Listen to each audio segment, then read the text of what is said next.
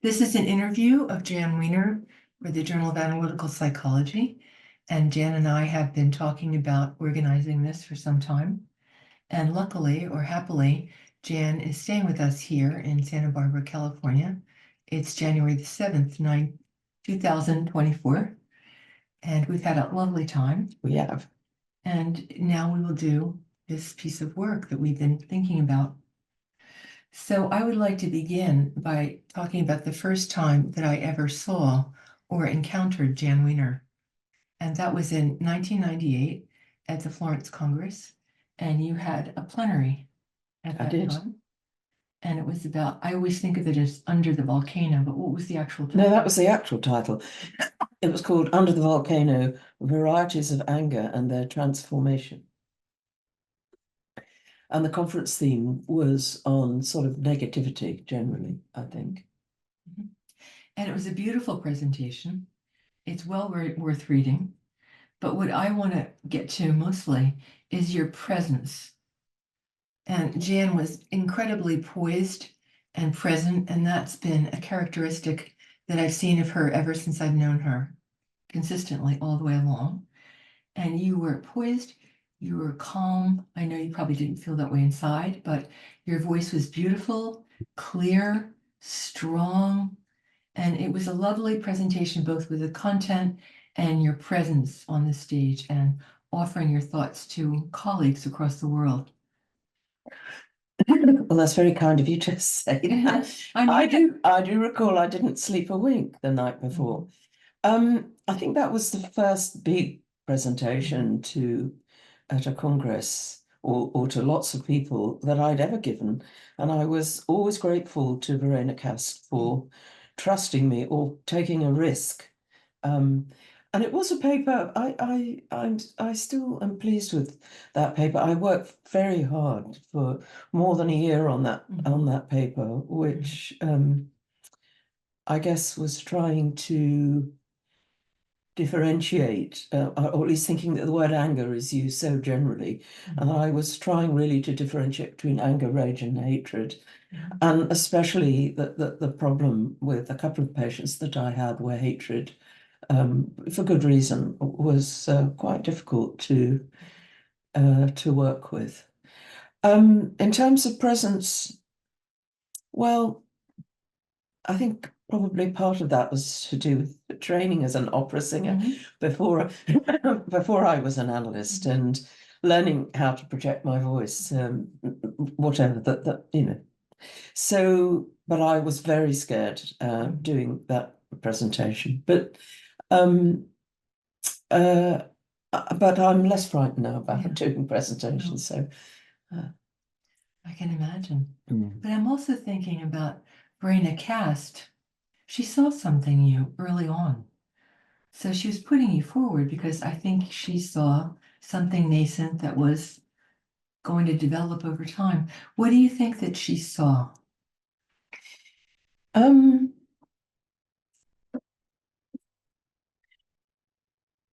not sure what she saw. I think she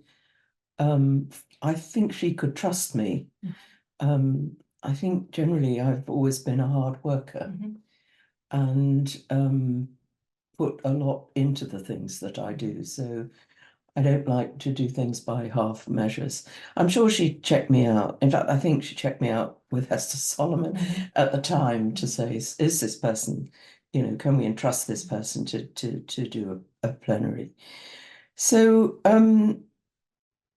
I mean, it's interesting you've picked that up. I mean, that's hard for me to answer. Whatever you observe, I suppose. But I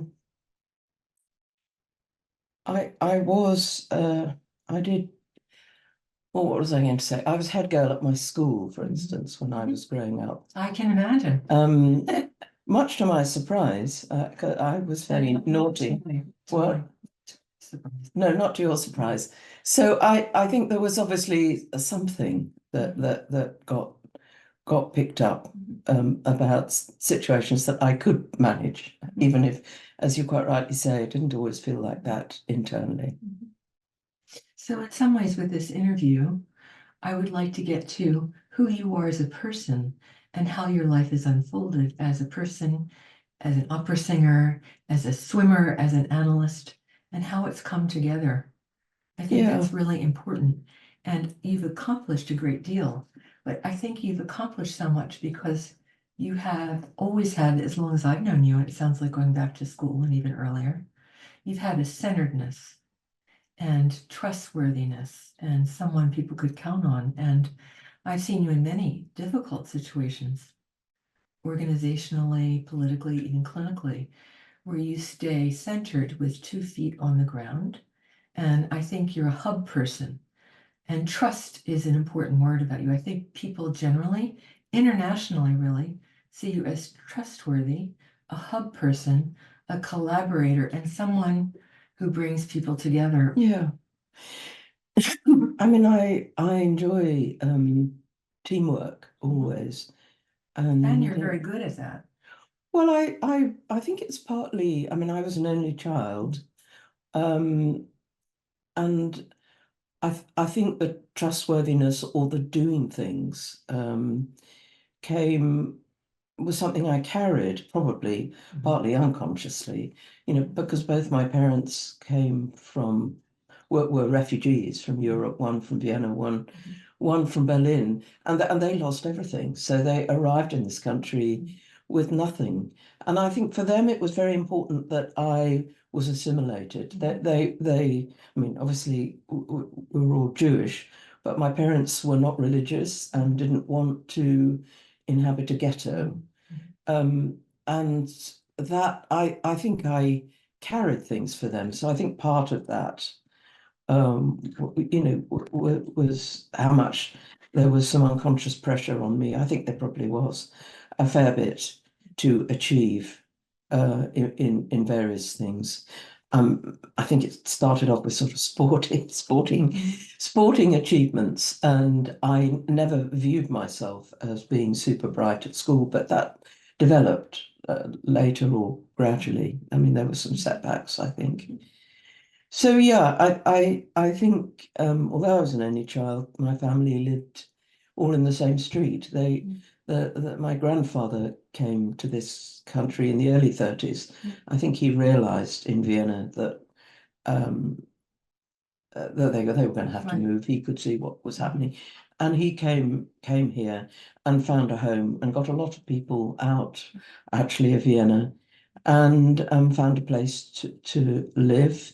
And my mother, when she got married, just moved up the road, literally. So I had two cousins who were like brothers and grandparents down the road. So I was fortunate in many ways that there was quite a strong family bond. So although I was an only child, I didn't feel isolated in that kind of way. Yeah. I'm thinking about how during COVID and post-COVID, I've sensed a profound longing for belonging worldwide, a longing for community, not just attachment to one other person, but a longing for community. And it seems to me that you have always had a good eye for community and figuring out how to participate and offer things within community. So it seems to me that this sense of family within a neighborhood probably gave you a good start along those lines. I think so. I think I was always adventurous. I mean, as a child, I was quite fearless in certain ways. And I think part of that, I mean, I get more anxious now in my later years, but I think I was always interested in having adventures and trying things out. And certainly that's true for the overseas work that I've done, that I was always drawn to otherness. And that's maybe because, my family were other. Yeah. Thank goodness they were accepted into the UK. And had a life and built a life, and were always grateful for that. But I think yeah, I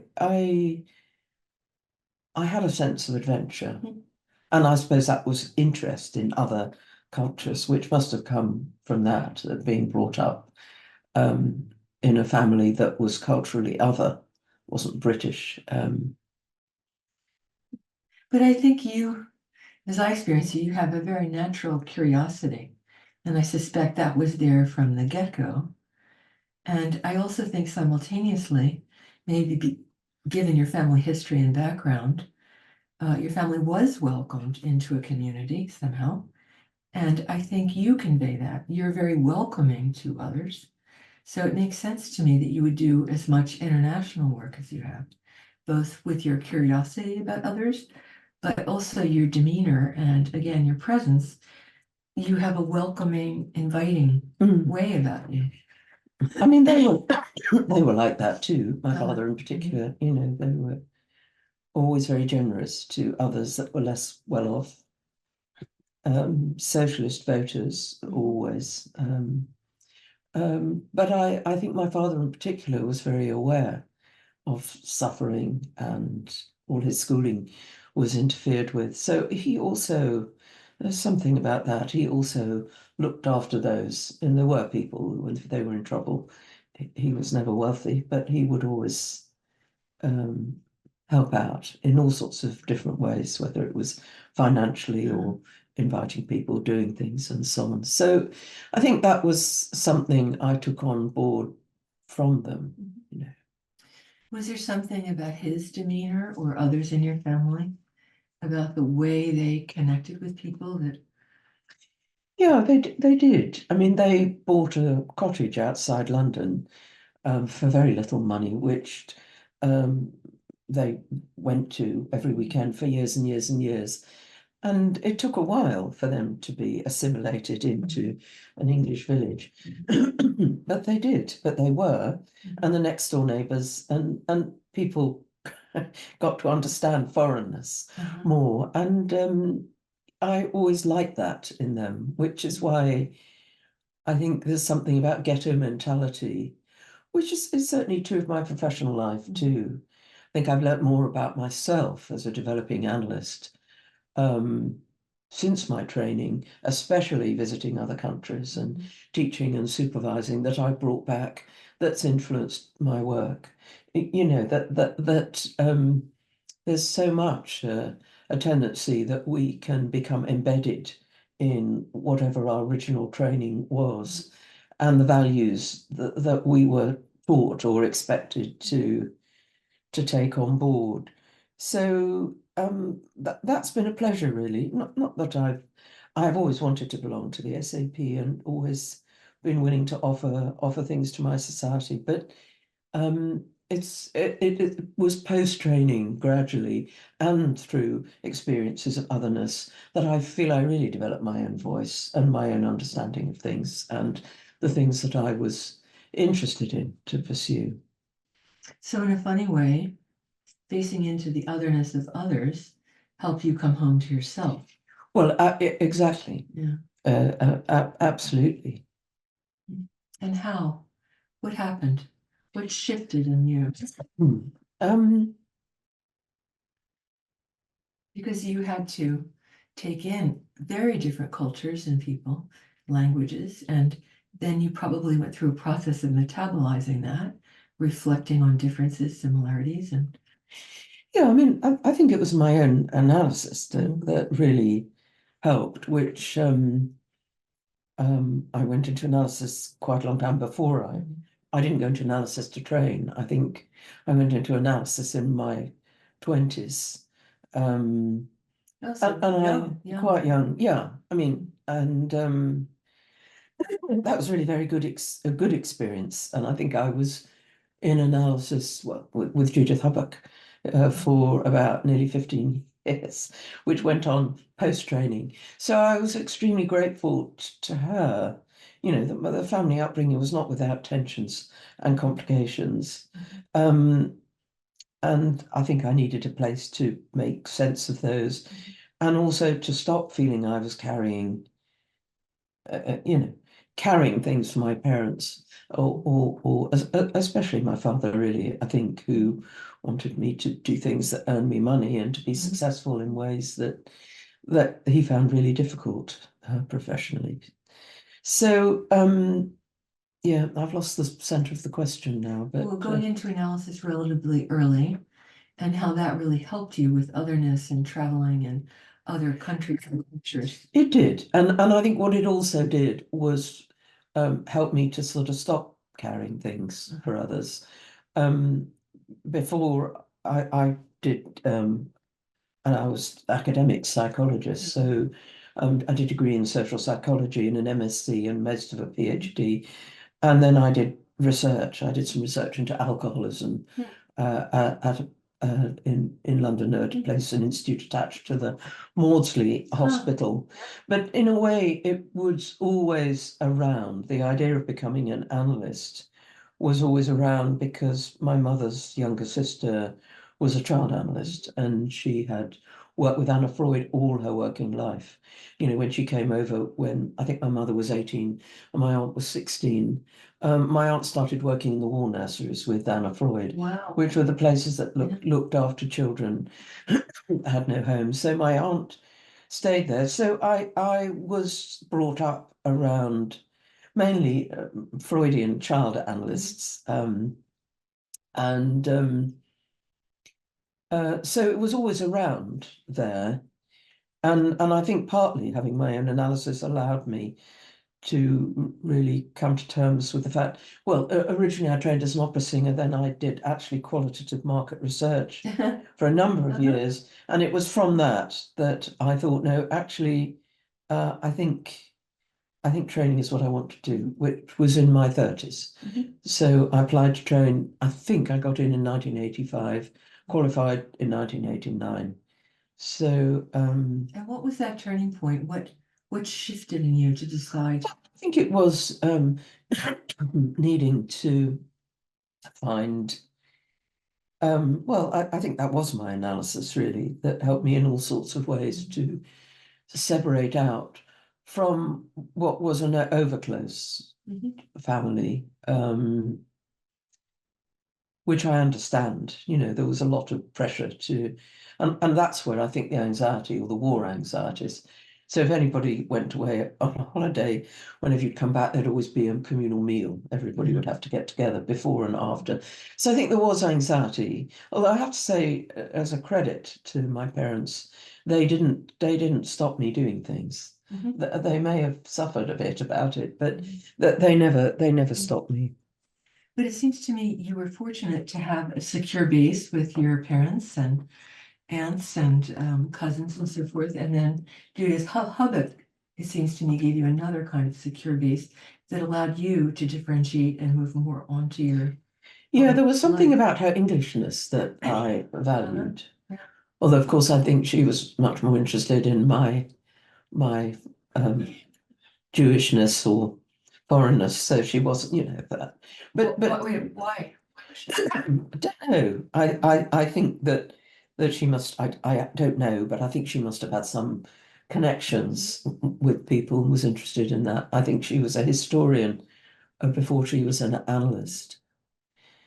But she enabled me in lots of ways to, uh, in some ways, be much more in touch with vulnerabilities.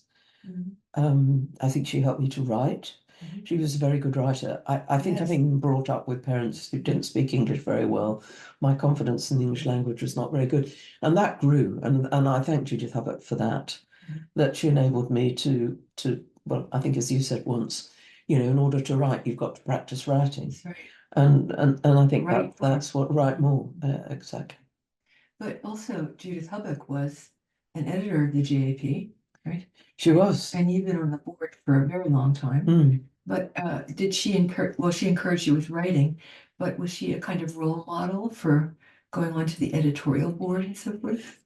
Not particularly. I think not in that sense. I think she was a role model of a woman who had made a career for herself, um, which my mother could have done but didn't for all sorts of complex reasons. But so I think she modeled that, um, uh, which enabled a side of myself to grow and develop. And she was always very encouraging. Yeah. Yeah. And was there a resonance between Judith Hubbard and your aunt in some way? I mean, your aunt Yeah. had her own. Yes, definitely. I remember it was clear that Rita Public's curiosity got the better of her. I do remember that at one point she said to me, "I noticed you've never mentioned your aunt's name," or something I know, like I that. was thinking the same thing. I was just thinking. And I don't know. Well, my aunt was called Hansie Kennedy. Hansie Hansie was a sort, Kennedy? yeah, was a Viennese. Yeah. Hansie was they were Hansie and Susie, which was short for Hannah and Susanna, but that was the sort of Viennese names. Yeah. Well, But Kennedy? my uncle, my aunt's family name was Engel, Engl. My father did not change his name because of the war. My uncle, who was my aunt's husband, did change his name because I think he went into the British Army. And it wasn't so good going into the British Army with a German name. I think their name was Kahn, Kahn. So it got changed to Kennedy. Although Okay. my uncle was from Germany too, Mhm. yeah, Mannheim. What do you remember about her, and what are the resonances, similarities with her, and maybe differences? I think she was always there for me. They lived in the same street. My grandmother too. My grandmother lived till I was 21. That was my mother and my aunt's mother. So it was common on the way back from school to pop in. Mhm. They lived at number 13, and my parents and I lived at number 53. So my aunt was always there, and when there were difficulties at home, she was somebody I found when I was young to talk to. And I was always curious about what she did, and she had child patients coming to the house To the mainly. house. Huh. Yeah. And every day she'd walk to the Anna Freud clinic, which was in Maresfield Gardens. And Was that far? sorry? Was that far? No, it was about up a very steep hill, Mhm. but not very far. And at parties and New Year's Eve parties, obviously I got to know her colleagues quite well, who were also child analysts. A number of them were refugees too, from Germany, Austria, perhaps other places too. So I admired her, and I think I identified with her. Mhm. I mean, the interesting part about that, of course, was that I think she was probably a bit hurt that I didn't ask her to recommend an analyst to me. But Huh. I think there was something important about that I needed to move away from the family. Yeah. So, and she understood, I think. Um, and so it was a friend who recommended Judith Hubbock, and I didn't seek out a Jungian at that stage at all. Uh, So I don't know if I was ever at, I mean, I probably have, but I can't remember.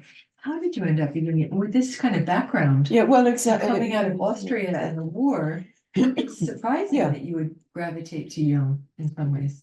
Well, I wrote something once that was about calling myself an accidental Jungian, Yes. and it would have been much more natural for me to train at the Institute of Psychoanalysis. And indeed, I found a letter that I'd written when I was very young, asking about the training, and a very polite letter back that said, go and get some life experience, So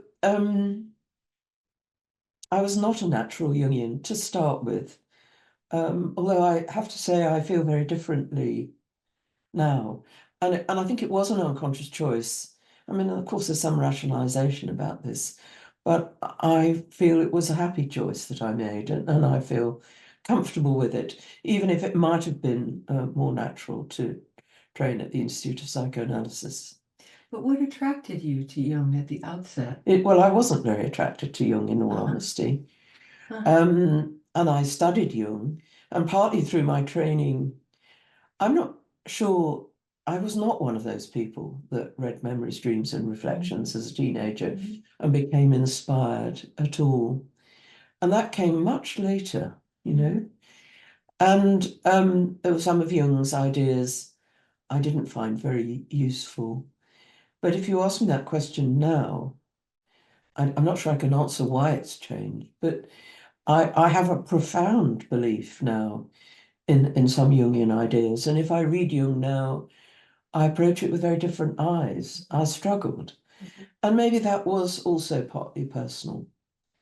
I mean, after all, the SAP training involves quite a lot of psychoanalysis, Yeah. but I think it was probably about extricating myself and finding my own way, which, as it happens, has ended up being Jungian analyst, which pleases me. But I, you probably don't know this, but the umbrella body that the analytic and psychotherapy organisations belong to is called the British Psychoanalytic Council. And I was asked by the Institute of Psychoanalysis, who I wrote that letter to all those years, about 3 or 4 years ago, to be their external examiner consultant. So I go there. My job is to make sure that fair process and due process is followed. So, and of course, I have friends who are psychoanalysts, but so I have got a view now into what happens at the Institute of Psychoanalysis. But I've always been very happy at the SAP, and but most of my learning came post-training, not during my training. And I'm curious that there are a number of things I'd like to get to, but I'm curious, what are the Jungian ideas or writings that have become more meaningful to you as you've gotten older? Well, there are a number, really. I mean, I think the first Congress I went to was in Paris, which was before Florence. And I found that quite a shocking experience, because what I was listening to and what I encountered was completely different from what I had expected.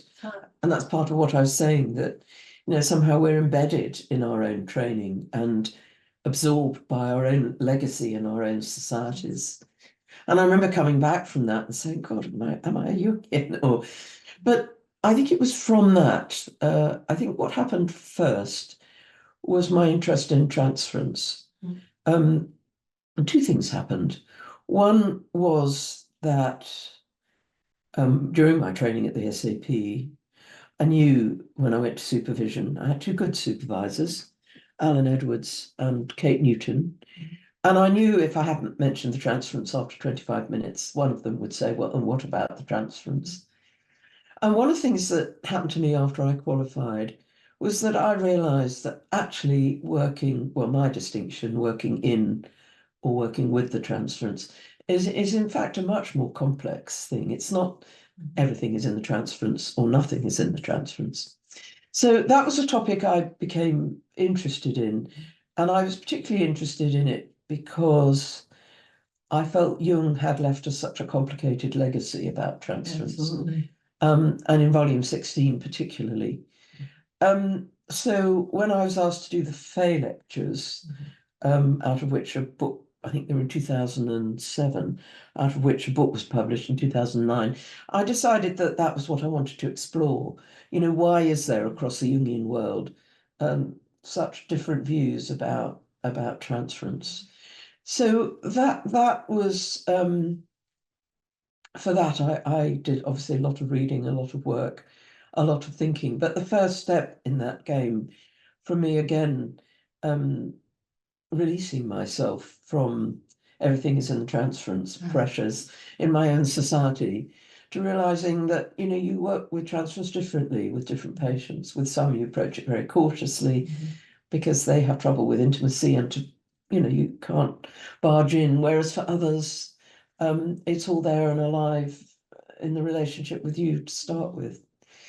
So I think that was one of the topics that, and I continue to be interested in that. And linked with that, I think, obviously the Jungian concept of shadow is a very profound one, but the main one that influences me now is Jung's ideas about unconscious identity or participation mystique.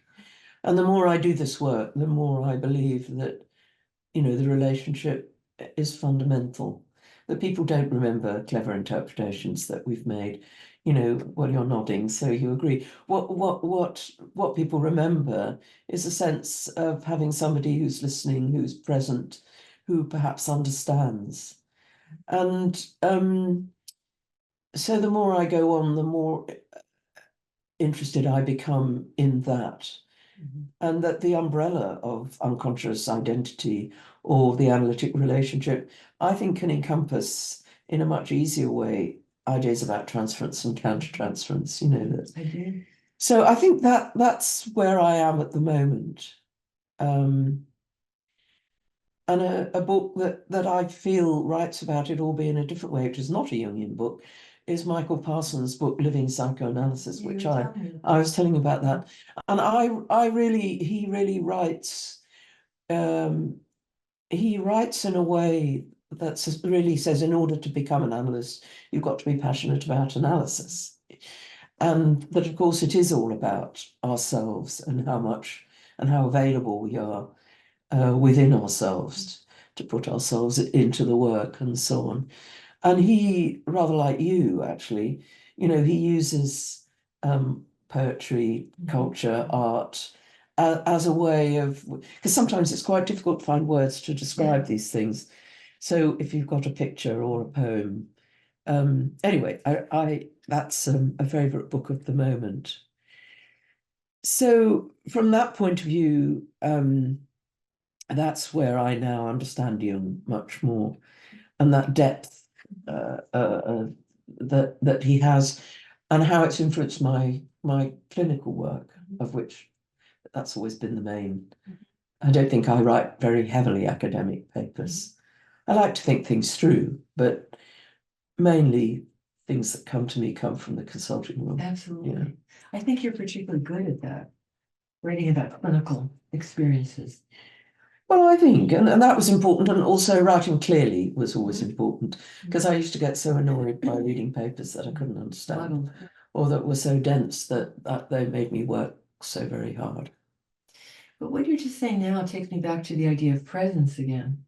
Something about the analyst being present and open and inviting the unconscious into the consulting room, Mm, being patient to see what emerges between the two, mm, right?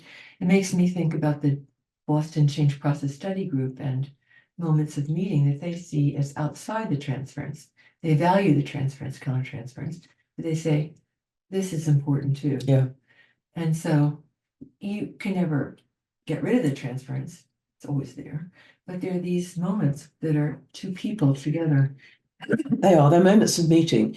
And another way I've talked about also moments of complexity. Yes, absolutely. Yeah. So it's both. There can be moments of meeting where the Mhm. clouds lift and something happens, Something and happens. moments of complexity, you know, Mhm. that maybe take a long time to work with or work through. And I think one of the things that also interests me is that, you know, which is why I like Michael Parsons' book, how do you pass these things on? Well, I think that's extremely important. Let's talk about that because I think you have been so involved in trainings all over the world, really. And you've been so tuned in to candidates and helping them flourish and move through. And I remember going to a party in South Africa when the Russians came in. That's The it. Russians are coming, but they had come in as certified analysts at that conference, and there was a Yeah. party, and you were there, and they were so excited, and they were saying, "I'm a Jung," and they had a whole sort of little play they did about being a Jungian analyst. Do you remember that? Was it? I do, no, I do remember that. Yeah, I mean, I remember that conference as well, yeah. which I thought was one of the best ever I thought it conferences was too. in Cape Town. Yeah. But I think that, I mean, that particular project, which I was very pleased to have Catherine Crowther, who, as you Yes, know, is a absolutely. colleague and friend.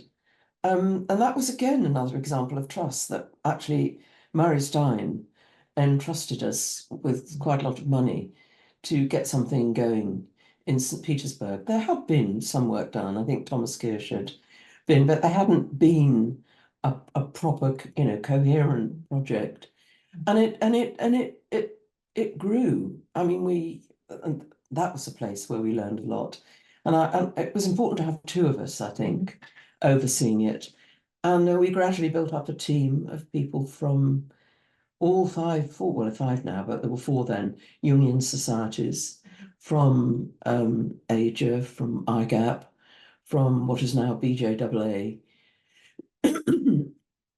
and we started in St. Petersburg.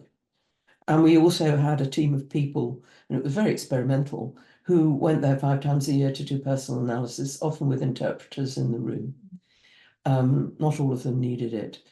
Um, but that idea, we started with a year's worth of monthly lectures, which different people went and spent a weekend, and then they wanted a clinical training. And the router training had sort of begun, but only just. So they became routers. And then Penny Pickles was originally Joy Shavarian and later Martin Stone took over coordinating a similar project in Moscow. And then Catherine and I went to Krasnodar in the south of Russia. And now we still work with a group in Kemerovo in Siberia, where which is a long journey, let me tell you. But it's been very, very moving, difficult, but that's where I think we've talked quite a lot about this. That's where changes started to happen. Well, I remember vividly the main change was when, I was giving a lecture on something and I thought to myself, this is all wrong. We can't lecture on Western topics. I have to know where they are and go from where they are. Well, you've done this similarly in China.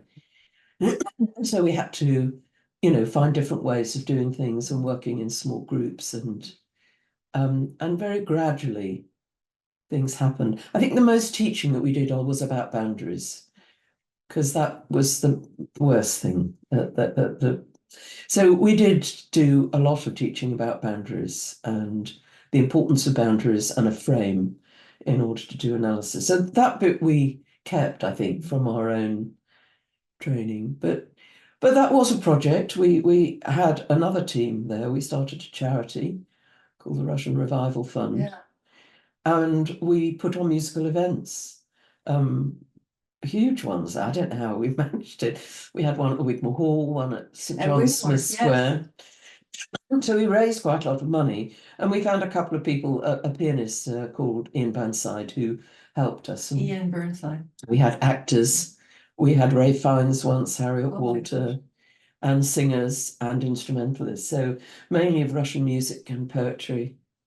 So you were able to bring together Jungian analysis, training, arts, Well, that fundraising. yeah, I think so. And that was great fun. We had a good team there too. Prulia Bennett was very involved with that and helping us. Yeah. I remember that. And it seems to me, though, I want to go back to something. You and Catherine have always been a particularly good team from my observations. And you were the little core, the seeds, and it grew from there. Yeah, we were that's true. We became friends at the SAP. We share a birthday, which might be part of it. Our birthdays are on the same day.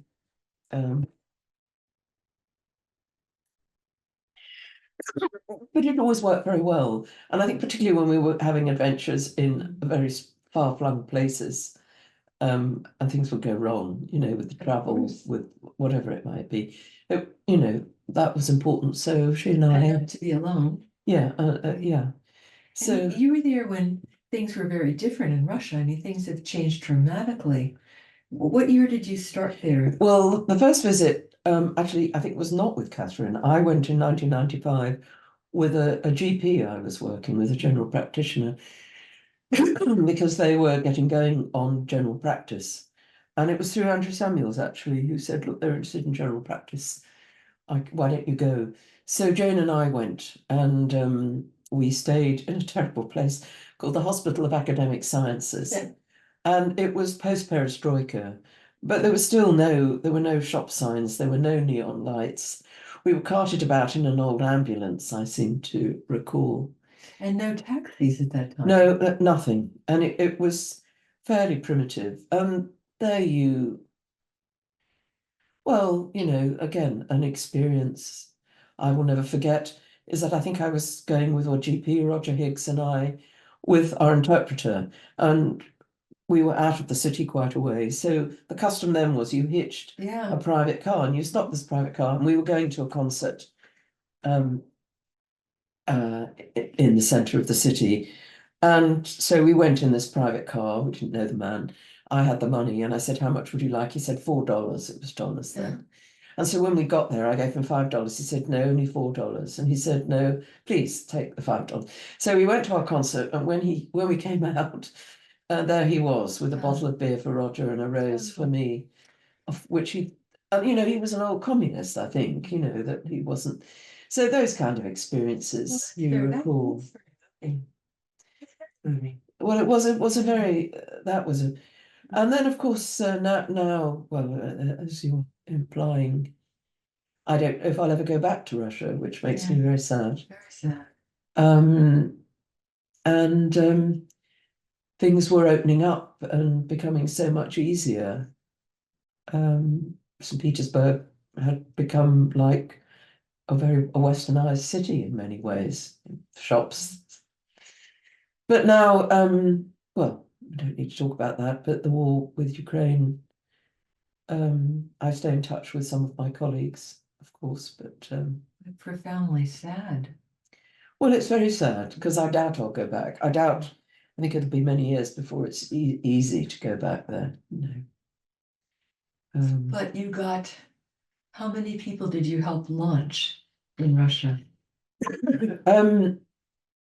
I think we probably had about 20 or so routers in St. Petersburg and a similar number in Moscow, something like that. That was the first generation. And now, of course, there are many more.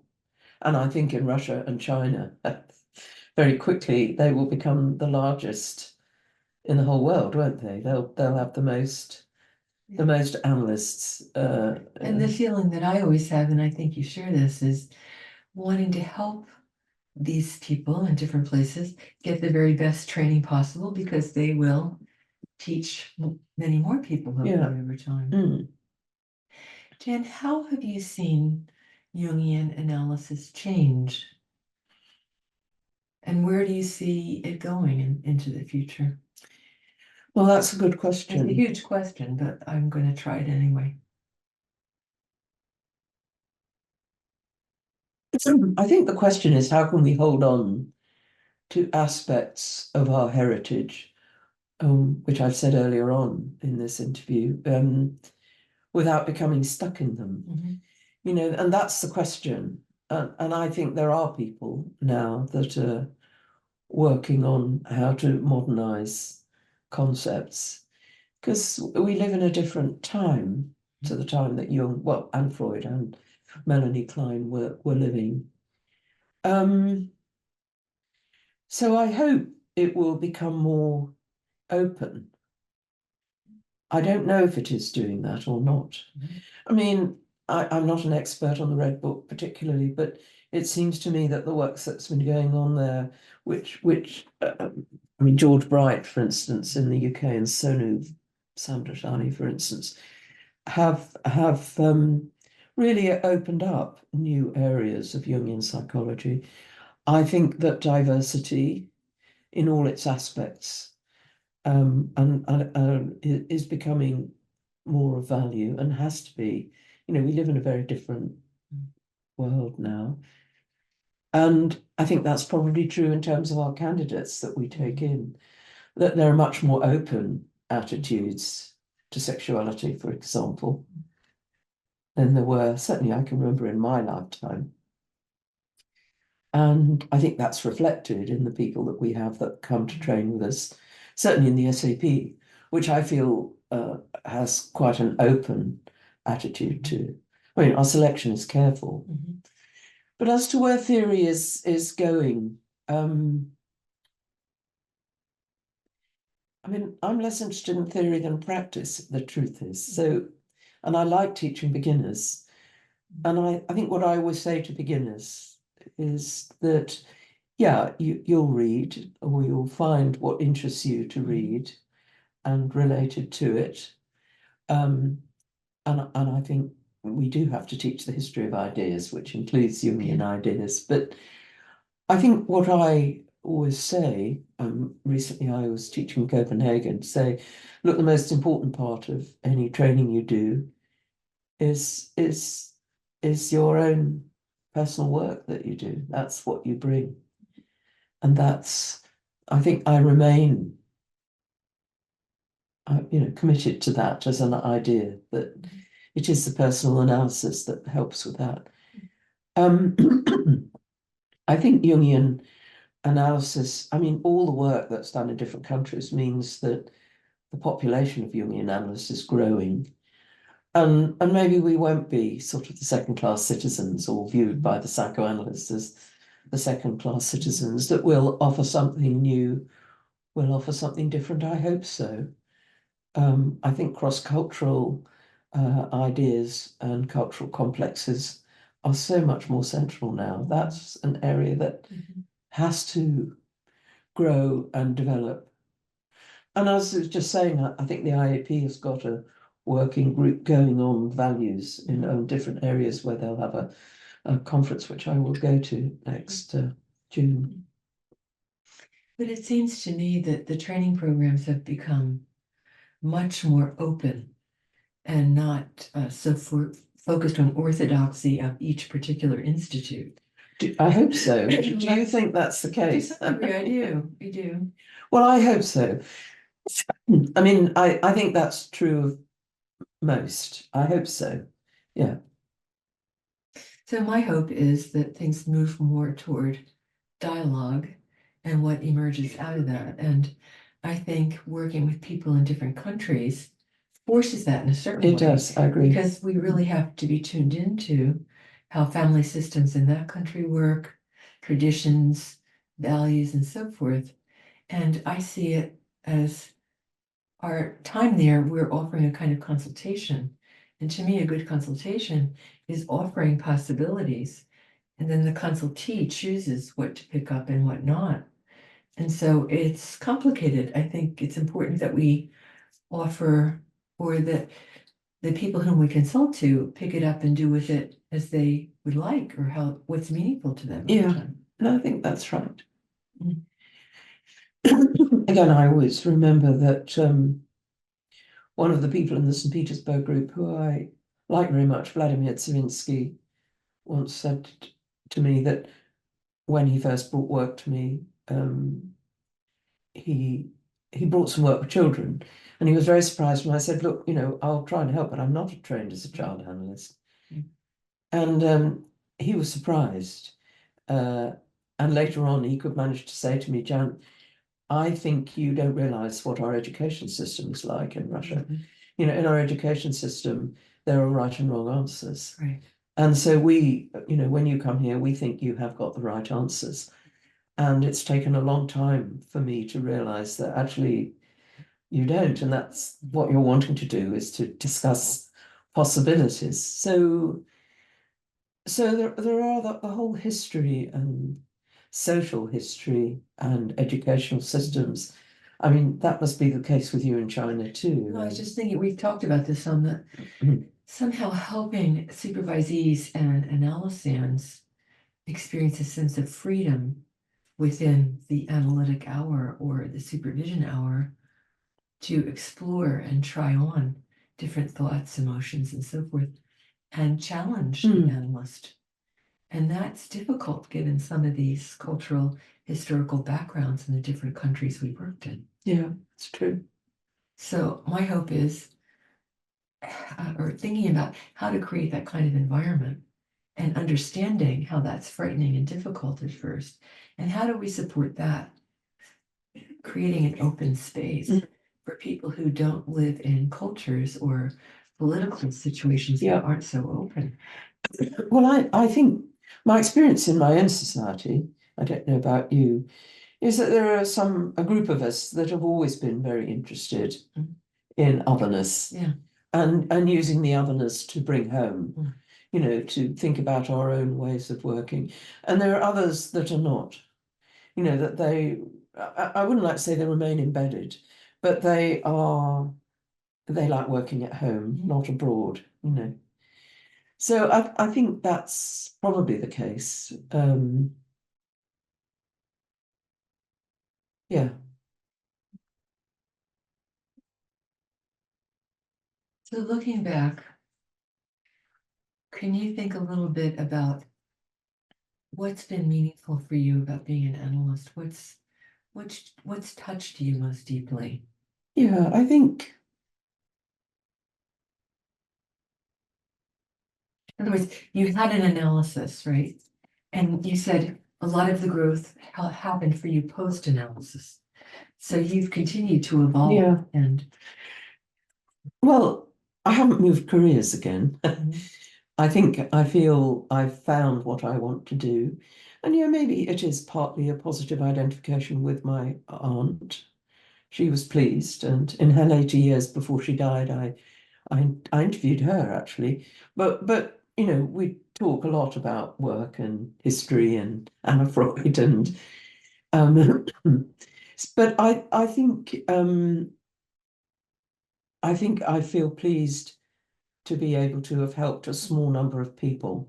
Now, I've worked in different places. I've worked in general practice, which I liked a lot, you know, which is very much the coalface of work, where people go and visit their GPs. That's the system in you know Well, in that England. was your first book. That was my first book on working in general practice, which I wrote with Manny Sher.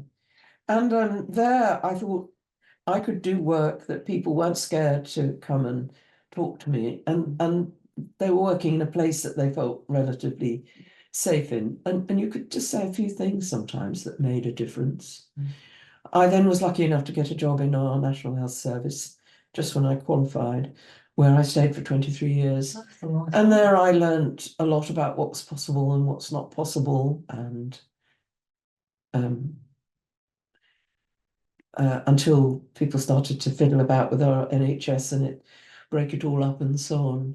And there I felt that there were some people who'd been very ill and had been hospitalized that I could work with for 3 or 4 years once a week, and you could make a difference. Took a long time. And it was from that that I realized that these were patients who didn't bring dreams, who couldn't symbolize. And that's where I realized that it was through relationship that a capacity to symbolize or make meaning or dream comes with some of those very ill people I work with. The work abroad we've talked about. And I've always been closely involved with training at the SAP. That's been at the center of my interest. So I think through that, and that involves passing on knowledge and thinking about what can we teach and what can we not teach, or how we can't teach. How do we facilitate learning and development? And that's something that I think about a lot. I might have another book in me, possibly. I am now, well, you know, I'm not ready to retire, but I think about retirement a lot. And I feel I need to slow down and decide what's important. Um, and I think a book about training is probably, you know, still on the cards. Updating my book on supervision, which needs to be done, I think. And so I guess I might do some more writing and some teaching, but slow down. Um, yeah, I mean, some of my friends and colleagues have retired, but these things are quite complex, I think. They are, but I also think that from early on, you've been persistent and stick to things, you know, as a kid and swimming the English Channel and pursuing. We haven't talked about that. We haven't talked about that. 16 Okay. and with a group of girls, and you swam the channel, We but did. you've been persistent. You stick to it and you continue on. And I wonder if part of your ability to stick to things has been your ability to have fun. Like you have a house in France that you love, and that's enjoyable, and with friends and neighbors there, and you always had a lot of friends in different places, and you love to go to theater and opera and Well, music. Music Music is and- central. Music. I mean, music. I think that's something. I mean, yeah. I mean, you do stick to things, but you also need to let go of things sometimes. You Yes. know. But I think music for me endures as a well, as something imaginative, actually. If I go to music and listen, things happen. If I go to opera, I mean, it's a strange form in many ways, but I get ideas, Yes. and you see some of the themes. So music will sustain me as long as I live, I think. That won't change, I I can think. imagine that. Yeah. As a kind of continuous thread that's woven through your life. Yeah, I think so. And I don't know this. I mean, how did you start your involvement in music? Was your family musical? Very. Uh-huh. They didn't play, but I think the pianist that accompanies me that I play with, he always looks at me and he said, I don't know what you've got, Jan, or how you've done this, but you integrate a melody and a tune extremely quickly. And I said, well, I think that's because when my mother was pregnant with me, they played music all the time. I'm sure that was something to do with it. So my parents came from Vienna at a time when culture was booming, painting, music, art, everything. And they went, I think after my father died, I was looking at old diaries. They went 2 or 3 times to the opera, A week. to the Wigmore Hall, yeah, Oh my God. to the theatre, To and Wigmore. out for supper. So they had a cultural life, which, and they took me, they took me. In fact, again, another quite early memory. It took me when I was about 6 to see Hansel and Gretel by Humperdinck at what was then the old Sadler's Wells Theatre in London. And we were sitting up right on the side, on Yeah. the side of the dress circle. And of course, it's a bit scary for young children, Hansel and Yeah. Gretel.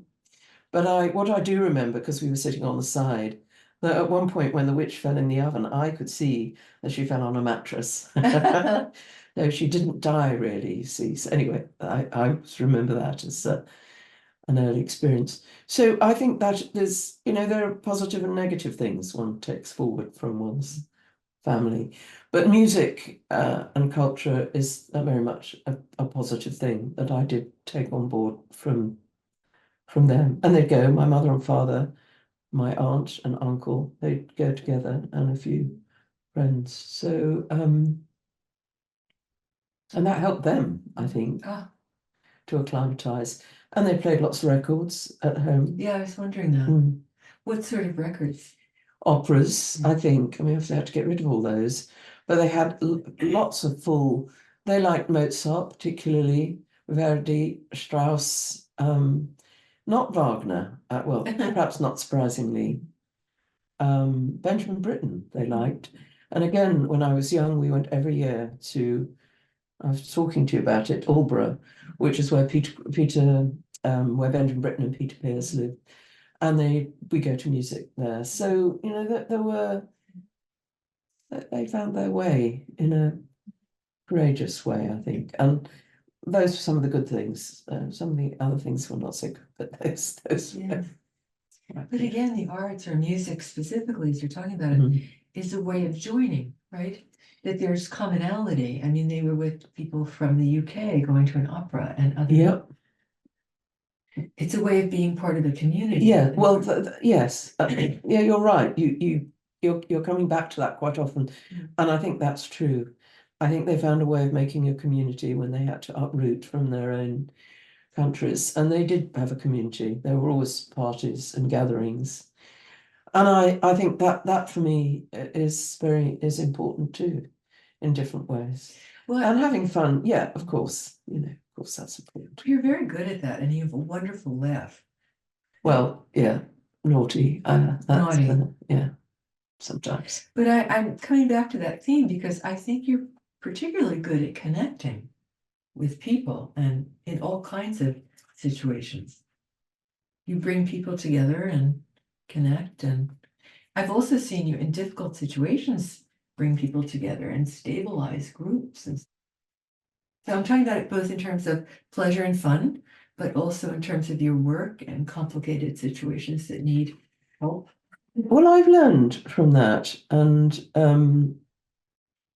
I learned in the IAP, I learned from Murray about diplomacy. I learned a lot from Joe Cambray, of course, about strategic thinking, about, how to manage difficult situations. So I observed, and I think I learned from that how to stay firm in difficult situations, of which there always will be. I mean, they're not going to go away, those, and how to manage conflict.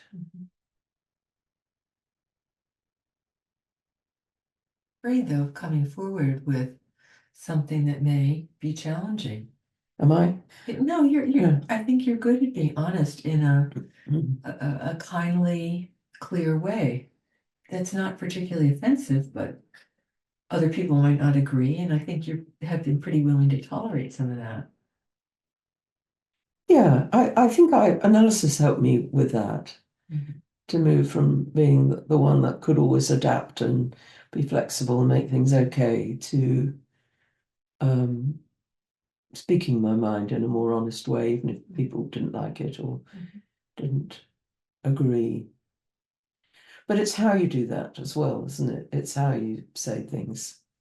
It's not just what you say, it's how you say it. Yeah, and I suppose that's what we help our patients to do, isn't Well, it? Yeah, that's the art of is the to work. manage Yeah. complex feelings and yeah, think about them first.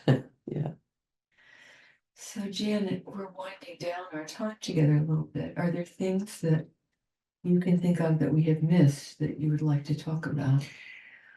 I'm not sure. I think you've asked some very good questions.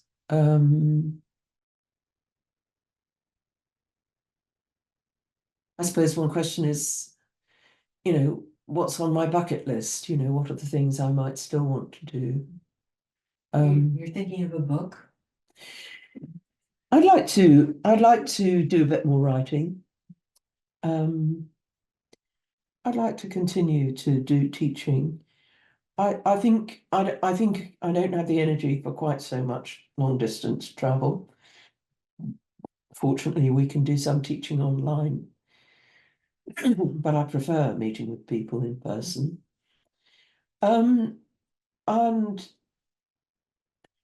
I would like to work fewer hours, I think, and as long as I can continue with to sing. Mhm. And that will have to stop if the voice doesn't work anymore. But those are things. But your voice seems to be very At the good. moment, it's okay. It's still good, and I have lessons and like to perform a bit there too. So I think that's it. And then the question might be, what would retirement be like? I don't know, but I think the important thing is to have enough interest. During COVID, I learnt to play bridge. I swore I'd never do that, but actually, it's a wonderful game. Don't, and it keeps the brain cells moving. And that's another community. So there's a Yes. little bridge community, and I think to try to make the most of, well, coming to visit you here, It's been lovely. do the things we can while I can. I'm thinking one thing we didn't speak of that's always interested me is your music school in the summertime. Yeah, that's something. Through having a share house in France, um, in the village where my house is, there's an open air theatre, Ah, and for many many years in the beginning, I've had the house a long time. I thought actually we need to do some music in here, and I was introduced then by some English friends there to a woman who runs all the local choir. She's English and is married to a Frenchman. And she introduced me to a place near the house called Kratoul, Cradoule, which is owned by some Swiss people. They live in Lausanne. And it's a place that can accommodate about 35, 40 people with music rooms and a little theatre. Mm. And so I invited actually, it was my singing teacher at the time and the pianist, and a staff team. And the concept for that was that we had half people from the music colleges, young ones, and half people like me, older, kind of fairly experienced amateur singers. And it's been going for about 14, 15 years now. It's evolved and changed. But it's wonderful to be with the young ones, to be with the young singers that have got careers ahead of them. That's a pleasure. So that will keep me going in my retirement, I hope. well, Well, I think about whenever it one is. time I was with you in London and you invited me Oh, yeah. to a practice at your friend's house, and the very well-known woman opera singer, and then that beautiful young man tenor. Michael Gibson, and he's doing very well for himself. And the famous opera singer was Janice Kelly, Yeah. who you had a connection with Michael Adams, didn't you? Uh, Because she's a really good, very good soprano. And she's in her 60s now and still performing. She stole the show at Glyndebourne doing Berta. I think it was the Barber of Seville. She stole, she's a very good singer. Lovely lady. But I could see how thrilling it was to see this beautiful young man and his voice, and he was preparing for a performance, as I remember. He was. I'm just trying to think what it was. It was a Schubert song cycle. I can't remember which one it was now, but he's now one of the young singers at Covent Garden Wow. on a young singers program there. Michael is very good. So yes, you had an up and coming person there. That was a nice evening we had together. But I think you've always been good at seeding things and Yeah. helping people come along. And Yeah, that's true. I have to say that is something I like doing. Yeah. well, maybe it's time. I think it is time. It's time for dinner. Time for dinner, and thank you very much. It's a great Thank pleasure, you. Jan. All right. Contributing so much to the union community. As have you, of course. And to the JP and the young singers and Well, life is, it's partly what you make it, but it's also, I don't necessarily believe in fate, but opportunities arise, don't they? well, but there are many people who do not see the opportunities, but I think you've been very good at being open and seeing possibilities. Well, thank you. It's very nice of you to say that.